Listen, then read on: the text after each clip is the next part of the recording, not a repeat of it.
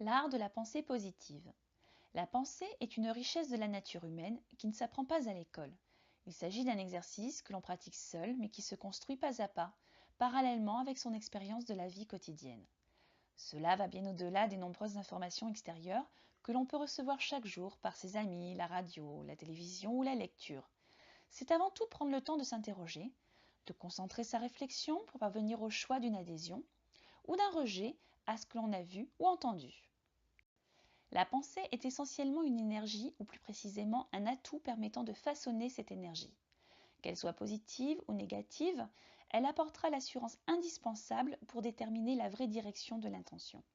C'est effectivement la pensée qui fournit les raisons, les motifs et le but de nos actions.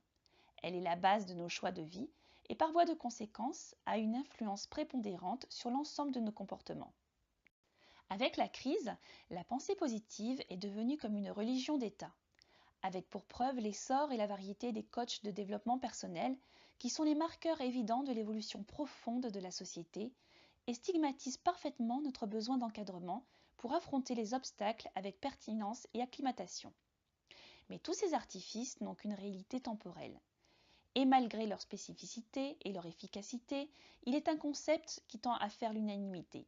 Le chemin vers le bonheur passe en priorité par une pensée positive. Puissante, elle peut guider la plupart des événements. Pour cela, il est tout de même nécessaire d'appliquer certaines règles. Tirer le bilan de sa journée. Prendre le temps chaque jour de penser aux éléments positifs qui ont marqué la journée.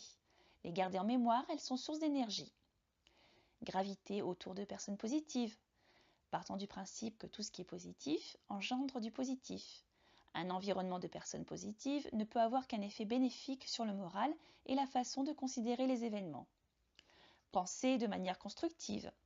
Essayer de réduire les pensées négatives, prendre conscience de leur existence, c'est déjà une démarche constructive pour les évacuer et faire en sorte qu'elles ne s'incrustent pas, voire qu'elles disparaissent définitivement.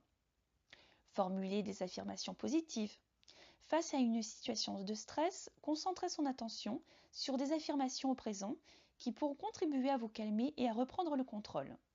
Ajoutez de l'assurance, de la respiration douce et profonde, et le calme reviendra tout naturellement. Je suis confiant, je vais y arriver, je suis compétent.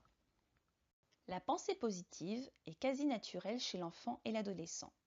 Il suffit de ne pas lui laisser dire qu'il est nul, mais qu'au contraire, s'il est suffisamment attentif, il comprendra facilement. Ce schéma peut également s'appliquer à l'adulte, mais le principal obstacle est notre éternel scepticisme face au raisonnement non cartésien.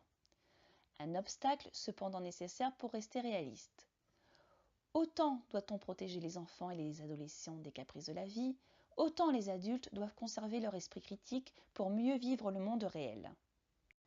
La pensée critique suppose une remise en question de certaines zones d'ombre ou d'incertitude de notre pensée. Une manière de mieux appréhender les causes d'un problème et permettre ainsi le renouvellement de son fort intérieur. C'est par l'ouverture aux autres que nous sommes confrontés à des points de vue différents et cela contribue à nuancer notre vision des choses de la vie. L'optimiste pense que ce monde est le meilleur possible, le pessimiste sait que c'est vrai. Oscar Wilde.